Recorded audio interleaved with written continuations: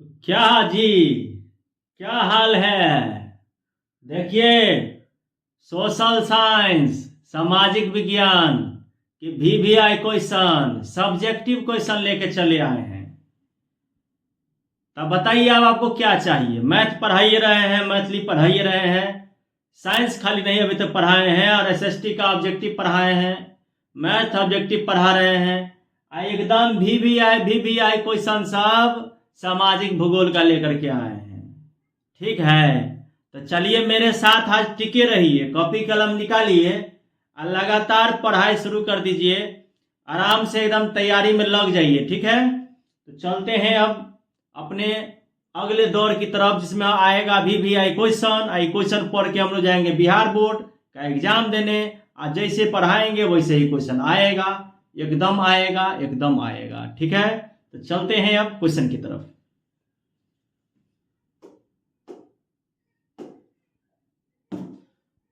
तो देखिए, पहला क्वेश्चन है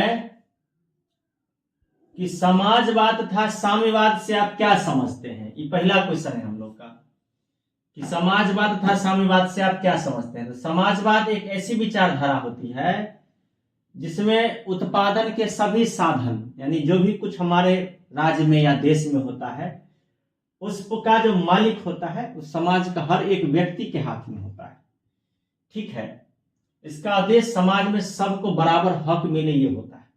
और साम्यवाद क्या होता है, यह इसी का एक रूप है जिसमें निजी संपत्ति का पूर्णतः मतलब पूंजीपति या निजी किसी के पास कोई संपत्ति नहीं रहेगा।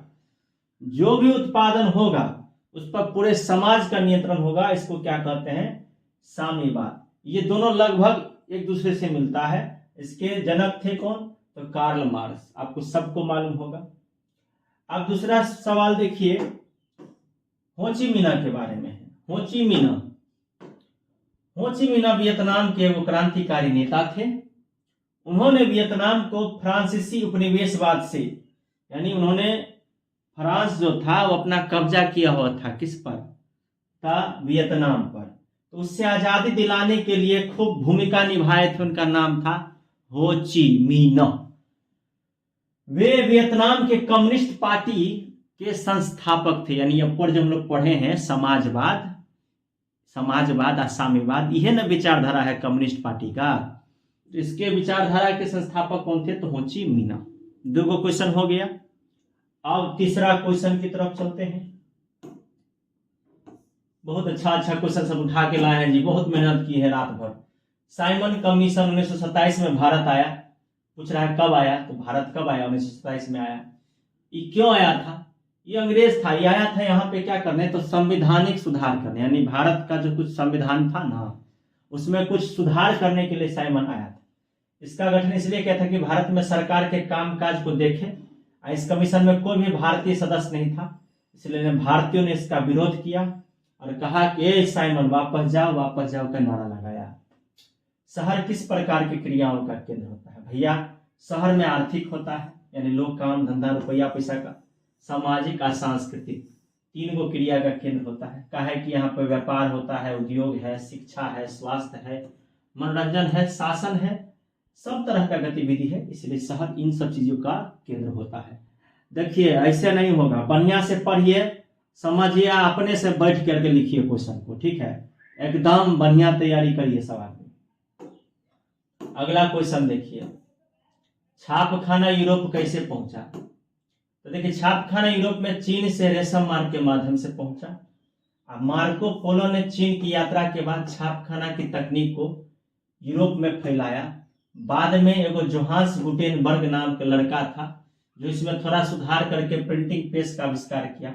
इस प्रकार जो है यूरोप में मुद्रण क्रांति आई और इसी प्रकार छापखाना जो है यूरोप में पहुंचा। तो दो, एगो नाम का मार्को पोलो और दूसरे के नाम गुटेनबर्ग। ठीक है, इटली के एकीकरण में मेजनी का क्या योगदान है भैया, आपको बता देते हैं कि इटली एक होना चाहता था, लेकिन ऑस्ट्रिया के चांसलर मेटरनिक कभी नहीं चाहता था कि सब एक हो। तो मेजनी भैया आए और यंग इटली नाम का एगो गुप्त संगठन बनाए। इसका काम था कि इटली के सारे लोग को एक करें, और उन्होंने अपना लेखा भाषण के माध्यम से सभी के अंदर देश के प्रति मर मिटने का भावना पैदा कर दिए। इस तरह इटली के युवाओं को आज़ादी में संग्राम में शामिल होने के लिए उन्होंने क्या किया, तब प्रेरित किया, मोटिवेट किया। तो ये हो गया छठा क्वेश्चन। अगला 7वां देखिए, शहरी जीवन में किस प्रकार के, माने शहर जब से शहर बना है तो जीवन में किस प्रकार का बदलाव हुआ। देखिए परिवार पहले संयुक्त होता था, शहर बना, सब अपना अपना मतलब को लेकर चला जाता है कहाँ, शहर। तब बुझबे करते हैं सब, आप सब आजकल धिया पुता नहीं है, आप सब बड़े हो गए, तो सब परिवार संयुक्त से हो गया अकेला, व्यक्तिगत आजादी सबका हो गया, सब अपना एकदम शहर में जाता है, अपना मन से रहता है, सेक्रेसी के साथ, कोई नहीं जानता है क्या कर रहे हैं नहीं कर रहे हैं। महिला सब की स्थिति में सुधार हुआ, महिला लोग भी घर से बाहर निकली, समाज गतिशील बनने लगा, यानी कि लोग एक जगह से दूसरे जगह जाने लगे। अब विभिन्न तरह का सांस्कृतिक विचारों का मिश्रण हुआ, शहर से गांव आए या गांव से शहर गए, तो गांव के कुछ लक्षण क्रम गया शहर में और शहरों के कुछ लक्षण क्रम आया गांव में। तो इस प्रकार से ये सब बदलाव हुआ। बढ़िया लग रहा है कि नहीं लग रहा है? अगर लग रहा है बढ़िया तो प्लीज इस चैनल पर नया होंगे तो चैनल को सब्सक्राइब कर लीजिएगा, ठीक है। बहुते मेहनत कर करके लाते हैं आप सबके लिए, आप सब सपोर्टे नहीं करते हैं तो मन एकदम थक जाता है, एकदम वो भी आ जाता है। तो देखिए अब अगला क्वेश्चन,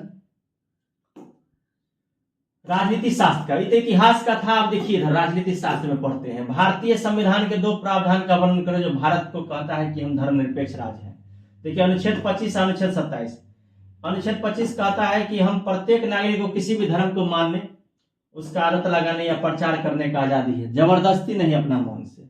अनुच्छेद 27 कहता है कि कोई भी व्यक्ति कोनो धर्म के प्रचार के लिए टैक्स नहीं देगा, किसी प्रकार का टैक्स उक्स देने के लिए कोई मजबूरी नहीं होगा।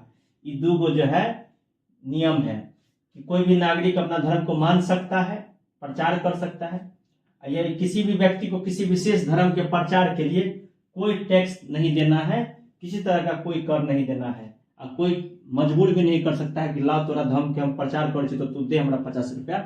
यह बात हो गया, समझे। तो अब अगला क्वेश्चन देखिए, बहुत बढ़िया बढ़िया क्वेश्चन सब उठा उठा के लाए हैं। पेड़ कहाँ से लाए हैं? तो किताब में से। लोकतंत्र की सफलता में शिक्षा, बउआ रे बउआ। लोकतंत्र माने बुझे ना, वोट के चोट माने लोकतंत्र। शिक्षित नागरिक होगा तब ना आप अपना अधिकार के बुझिएगा, कर्तव्य के बुझिएगा, जागरूक होइएगा, सही नेता को चुनिएगा, है सरकार के कामकाज को देखिएगा कि सरकार क्या कर रहा है नहीं कर रहा है। शिक्षा हम लोगों को क्या करता है, एक्टिव बनाता है, और एक्टिव बनाता है इतना ही नहीं, हम लोग भाग लेते हैं, शिक्षित होते हैं तो किसी भी काम में भाग लेते हैं। अभी चुनाव है, सब शिक्षित है, समाज देखते हैं, खूब चर्चा पे चर्चा चलता रहता है। अब मानवाधिकार, मानवाधिकार आयोग पर एगो टिप्पणी लिखना है। टिप्पणी माने देखिए, भारत में इसका स्थापना हुआ 12 अक्टूबर 1993। अधिकार प्रत्येक व्यक्ति को जन्म से मिला है, जैसे जीवन जीने का अधिकार, आजादी के अधिकार, हमरा सबके समानता के अधिकार, ये सब अधिकार के है। तो मानवाधिकार में आदमी जो है जाति धर्म लिंग से नहीं, राष्ट्रीयता के आधार पर नहीं छीने से, मतलब किसी भी आदमी को उसकी जाति धर्म लिंग या राष्ट्रीयता के आधार पर हम लोग नहीं छीने जा सकते। ये अधिकार ऐसा है कि जाति देख के, धर्म देख के ये सब नहीं छीना जाता, ये हम लोग का अपना मेन अधिकार है। इसको क्या कहते हैं? मानवाधिकार, ह्यूमन राइट्स इसको बोलते हैं, ठीक है। इसको कोई छीन नहीं सकता है, देख लीजिए बढ़िया से। अगला क्वेश्चन देखिए, अगला क्वेश्चन है कि राजनीतिक दलों के कार्य। तो देखिए राजनीतिक दल चुनाव लड़ता है, सरकार बनाता है, जनता के मुद्दा को उठाता है और समाधान करता है। सरकार और जनता के बीच में जो बातचीत करता है वो कौन करता है? तो विपक्ष। विपक्ष का काम है सरकार तक जनता की आवाज को पहुंचाना, समझे। अब देखिए, देश के लिए नीति और कार्यक्रम बनाना, जनता को राजनीति के बारे में पाठ पढ़ाना, ये राजनीतिक दल का काम है। जगह जगह जाके भाषण देती है, जनता को जागरूक करती है, समझे। अगला सवाल देखिए, नगर निगम के कार्य लिखिए। देखिए नगर निगम के प्रमुख कार्य क्या है? शहर में साफ सफाई या स्वच्छता बनाए रखना, पानी की पीने की और निकासी की व्यवस्था करना, मगर सब नगर में भर भर होना पाए, देखते होंगे आप सब। सड़क का गली का निर्माण करना, रख रखाव करना, एको गली कहाँ ठीक देखते हैं। बढ़िया बढ़िया पार्क बनाना, उद्यान बनाना, गार्डन सब बनाना, पुस्तकालय बनाना, ये सब काम है नगर निगम का। हाय हाय देख लीजिए, हाय हाय पढ़ लीजिए, अपने नंबर आ जाएगा, ठीक है। अगला क्वेश्चन देखिए, अगला आर्थिक नियोजन किसे कहते हैं? भैया ये अर्थशास्त्र का लग रहा है नहीं, लेकिन ये तो हमको लगता है। देखिए आर्थिक नियोजन एक संगठित आर्थिक प्रयास है जिसमें किसी देश के में जो साधन है उसका सही से उपयोग करना है। यानी देश में जो कोई भी साधन है, जैसे मान लीजिए जितने भी तत्व हैं, धातु वगैरह जो भूमि के तौर में है, मान लीजिए गाछ वृक्ष हुआ, सारे संसाधन को सही तरीके से उसका उपयोग करना, और यही उपयोग करना जो है क्या कहलाता है, तो आर्थिक नियोजन कहलाता है। और इसका उपयोग करके अच्छा से सामाजिक और आर्थिक लक्ष्य को प्राप्त करना, यानी समाज की स्थिति को, देश की आर्थिक स्थिति को आगे बढ़ाना, यही तो आर्थिक नियोजन है। इसमें विकास की दर बढ़ता है, कृषि और उद्योग को अच्छे से, खेती बाड़ी को और आगे बढ़ाने के लिए इसमें कार्य किया जाता है, लोगों को अपने ऊपर आत्मनिर्भर बनाने का प्रयास किया जाता है, सामाजिक न्याय लोगों को इससे मिलता है। ये सारे कार्य किसके अंतर्गत आते हैं, तो आर्थिक नियोजन। यानी आर्थिक रूप से जब व्यक्ति आजाद होगा तब न वो शिक्षा ले पाएगा, तब न उसको ज्ञान होगा, जागरूक होगा, न्याय के बारे में सोचेगा, विकास के बारे में सोचेगा, बूझे बात को। चलते हैं अगले क्वेश्चन की ओर। आय से आप क्या समझते हैं भैया? आय से तात्पर्य किसी व्यक्ति, परिवार या राष्ट्र द्वारा एक निश्चित अवधि में, इतना कहिएगा काहे लिख देंगे, 2 नंबर में थोड़ा लिखिएगा तब ना नंबर देगा। 2 नंबर है इसमें, कुछ 5 नंबर है, तो हम सबको एक ही जगह पढ़ा रहे हैं। आय से तात्पर्य किसी व्यक्ति, परिवार या राष्ट्र द्वारा किसी निश्चित अवधि में अर्जित की गई मौद्रिक या गैर मौद्रिक, यानी कि आमदनी जो होता है वो मुद्रा के रूप में भी होता है और गैर मौद्रिक भी हो सकता है। वह धन है जो किसी व्यक्ति को काम, निवेश या अन्य स्रोतों से प्राप्त होता है, इसी को क्या कहते हैं, तो आमदनी कहते हैं, यानी आय कहते हैं। ठीक है। सेवा क्षेत्र पर वैश्वीकरण का क्या प्रभाव पड़ा? देखिए ये भी क्वेश्चन बहुत अच्छा है। सेवा क्षेत्र मत जानते हैं कि इसमें तृतीय क्षेत्र को सेवा क्षेत्र कहते हैं। ये आपको अर्थशास्त्र का क्वेश्चन है। इसका 3 गो सकारात्मक प्रभाव भी पड़ा है, 2 गो नकारात्मक प्रभाव भी पड़ा है। तो सकारात्मक प्रभाव पहले पढ़ेंगे और तब नकारात्मक प्रभाव पढ़ेंगे, दोनों प्रभाव पढ़ेंगे, आप बढ़िया से आप पर भी प्रभाव डालेंगे। देखिए वैश्वीकरण का सेवा क्षेत्र पर क्या प्रभाव पड़ा है। सकारात्मक प्रभाव में देखिए कि सेवा क्षेत्र जो था, यानी थर्ड जो होता है तृतीयक, उसका धीरे धीरे विस्तार हुआ है। रोजगार के, जब ये उद्योग धंधा कल कारखाना लगना शुरू होगा तो रोजगार के अवसर मिलेगा। प्रौद्योगिकी का मतलब आप लोग को हम बता देते हैं, टेक्नोलॉजी, बुझे? टेक्नोलॉजी तो सुने होंगे। तो प्रौद्योगिकी का नवाचार, यानी नया नया विचार में वृद्धि हुआ। ये 3 गो बढ़िया बात और 2 गो गलत बात का हुआ, तो घरेलू उद्योग को विदेशी प्रतिस्पर्धा का सामना करना पड़ा।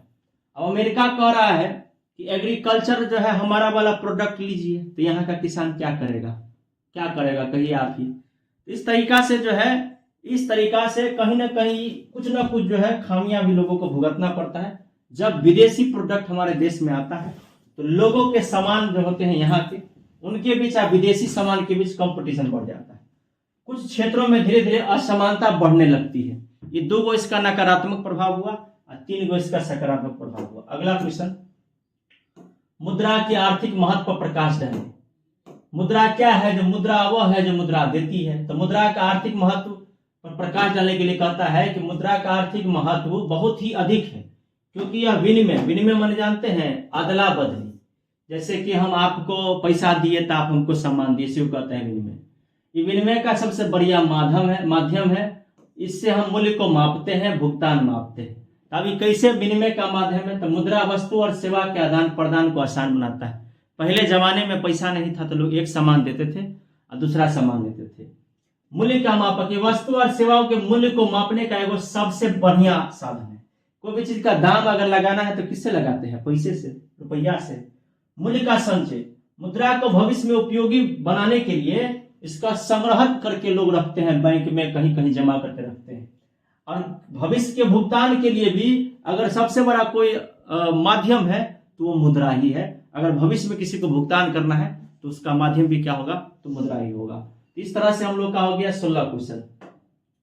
अब अगला क्वेश्चन देखिए, राज्य स्तरीय संस्थागत वित्तीय स्रोत के कार्यों का वर्णन करिए। देखिए राज्य स्तरीय संस्थागत स्रोत होते हैं, उसमें सहकारी बैंक होता है, भूमि विकास बैंक कृषि और ग्रामीण विकास के लिए ऋण प्रदान करता है। इसका काम है कि थोड़े समय के लिए, मध्यम समय के लिए और लंबे समय के लिए किसानों को ऋण उपलब्ध करवाता है। कृषि उपकरणों की खरीद पर भारी छूट भी देता है।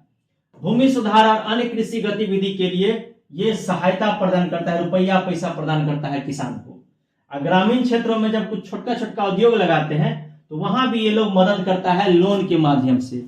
इस तरह से ये हो गया राज्य स्तरीय संस्थागत वित्तीय स्रोत के कारी हो गए। अब इससे अगला क्वेश्चन देखते हैं, 18 नंबर क्वेश्चन। देखिए ये बता रहा है आपको कि वन विनाश का क्या कारण है, यानी ह्रासो उन्मुख, उन्मुख मने होता है वन शब्द, मतलब वन का ह्रास माने वन की कमी। इसका कारण क्या है? तो सबसे पहले जनसंख्या वृद्धि। जितना जनसंख्या बढ़ रहा है, लोग अपना जरूरतों के लिए वन की कटाई अंधाधुंध कर रहे हैं। दूसरा है औद्योगिकरण और शहरीकरण। जितना उद्योग लग रहा है, जितने शहर बन रहे हैं, उतना जो है कहीं ना कहीं वनों को क्या किया जा रहा है? तो काटा जा रहा है। तीसरा है अवैध कटाई। लोग चुरा नुका के भी वन को क्या कर रहे हैं? नाश कर रहे हैं। कुछ कुछ लकड़ी बहुत महंगा होता है, तो उसका क्या किया जा रहा है? तो उसके लोभ में उस लकड़ी का अवैध रूप से जो है कटाई हो रहा है। कोई मतलब बहुत पैसा वाला है, बाहुबली है, कुछ क्षेत्र के जमीन को कब्जा में करके कटवा दिया, पेट बना दिया मॉल, तो ये सब भी होते रहता है। कृषि का विस्तार। भूमि जब कम होगा खाने के लिए भोजन लोगों के पास, तो लोग खेती की तरफ बढ़ेगा, और खेती करने के लिए खेती नहीं होगा तो लोग वन की तरफ बढ़ेगा। तो लोग धीरे धीरे क्या किया? तो वन को साफ करने लगा, जिससे भी वन है कहीं ना कहीं कम होने लगा। अब अगला क्वेश्चन देखते हैं, हरित क्रांति से आप क्या समझते हैं? ये कोई ऐसा क्रांति हुआ था जिससे कि मान लीजिए उत्पादन कम हो गया था, तो उत्पादन बढ़ाने के लिए जो है बहुत सारे प्रयास किए गए थे 1960 में, और ये कृषि आंदोलन था, जिसका उद्देश्य बढ़िया उपज कर, बढ़िया बीज और बढ़िया खाद के माध्यम से सिंचाई का उपयोग करके खूब उत्पादन को बढ़ाना था। लेकिन इसमें जो उर्वरक और जो रसायन का उपयोग हुआ, वो कहीं ना कहीं इस पर्यावरण पर गलत असर भी डाला। इसका मुख्य उद्देश्य भले ही उत्पादन में आत्मनिर्भर बनाना था, इसके परिणाम स्वरूप गेहूं और चावल जैसी फसलों के उत्पादन में भारी वृद्धि हुई। ये खास करके हरियाणा और पंजाब जैसे राज्यों में इसकी शुरुआत हुई थी। तो ये आपका हो गया हरित क्रांति के बारे में।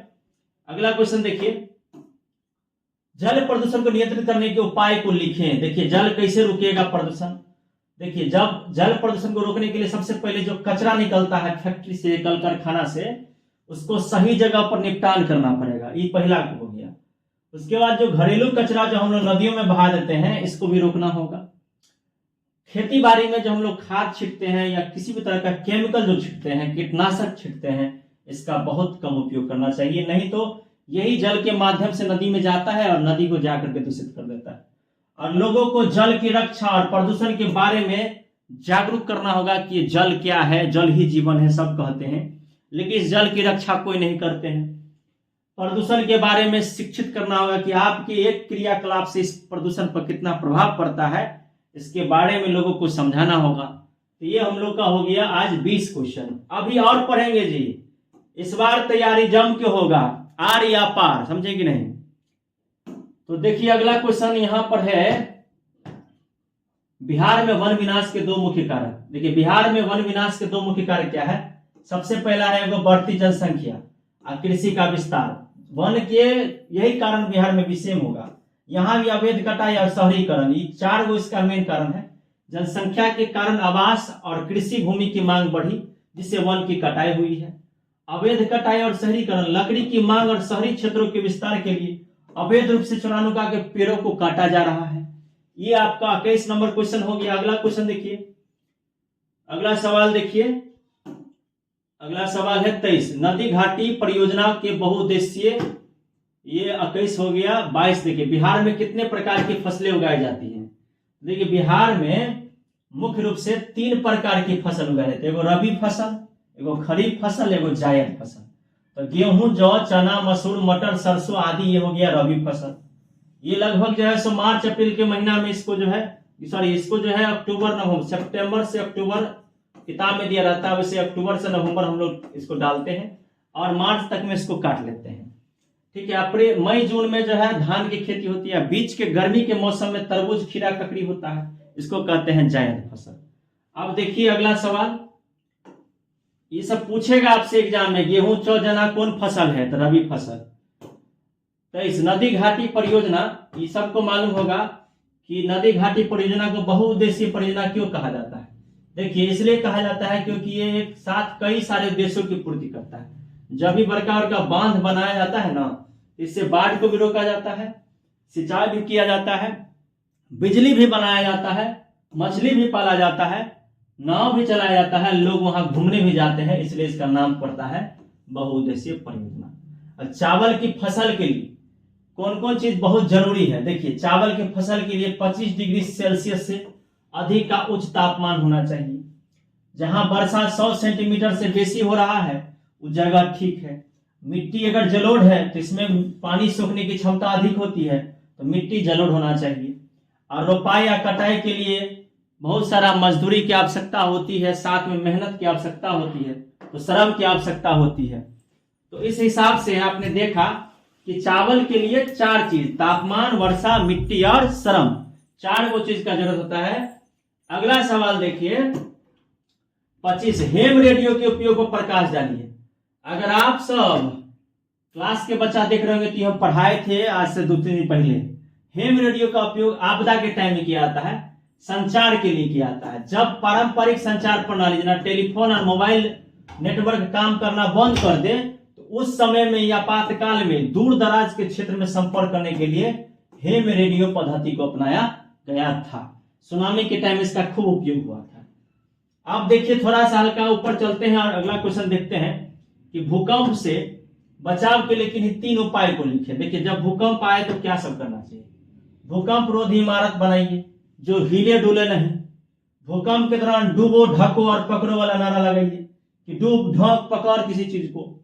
आपदा किट रखिए, जना कि पानी, भोजन, कुछ दवा, मेडिसिन वगैरह, कटखुट वाला ये सब व्यवस्था कर लीजिए। भाई भूकंप आने वाला है, काहे कि इस बार जलजला आने वाला है। बिहार बोर्ड में दबदबा है, दबदबा था, दबदबा रहेगा और विद्यार्थी भी अपना दबदबा दिखाएगा।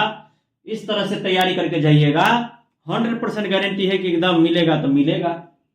अगला क्वेश्चन देखिए, आग लगने की स्थिति में क्या प्रबंधन करना चाहिए, यानी अगर आग लग गया तो क्या करिएगा। सबसे पहले फोन करिए, वाला आग वाला को फोन करना रहेगा, तत्काल अग्निशमन वाला को फोन करिए। संभव है तो आग बुझाने वाले यंत्र का उपयोग करिए। कुछ रहता है ना, वो गैस सिलेंडर टाइप से, इसमें गैस रहता है, मारिए। धुएं से बचने के लिए जमीन के करीब रहिए। सुरक्षित निकासी के लिए कुछ ऐसा रास्ता का निर्माण करें जिससे आप निकल सकते हैं। वैसे उस टाइम में तो किसी का दिमाग नहीं काम करता रहता है। तो इस तरह से हमने पढ़ाया आपको टोटल 27 क्वेश्चन। देख लेते हैं और भी तो नहीं है लास्ट क्वेश्चन भाई। तो आपको ये पूरा 27 क्वेश्चन की तैयारी करना है, एकदम जम के करना है। फिर मैं लेकर के आऊंगा इसी तरह से एसएसटी का VVI क्वेश्चन। तो आप सबको तब तक के लिए जय हिंद, जय भारत। अच्छा लगा हो वीडियो तो शेयर और लाइक में कोई कमी नहीं करिएगा। धन्यवाद।